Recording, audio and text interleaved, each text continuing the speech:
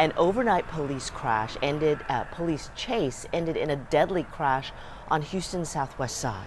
Police say that a passenger was thrown from the speeding vehicle after a suspected drunk driver lost control and crashed.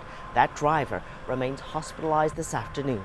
The chase started on Westheimer Road near the Beltway. We're told the suspect drove up the Beltway 10 miles to West Little York, then made a U-turn, headed southbound for 12 miles until the suspect crashed at Bel Air Boulevard. Our Michelle Choi has been on top of this story all morning and tells us now what she's uncovered.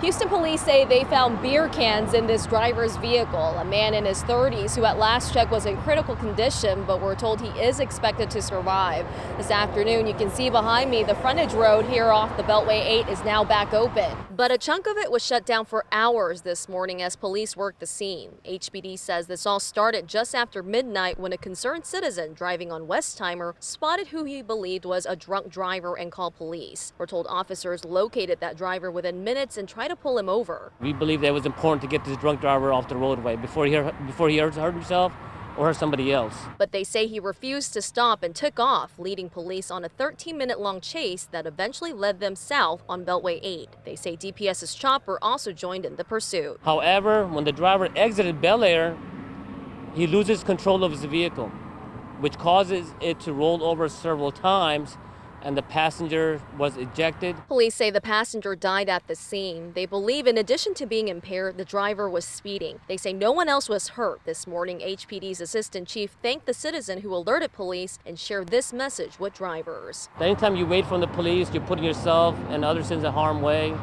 especially when you're impaired. We did everything that we could to safely end this pursuit. My message to everyone will be drive safely. And I also want to thank the citizens for calling in the DWIs if they see impaired drivers so we can get them off the street. Yeah, investigators say the driver will likely face several charges, including felony murder and evading.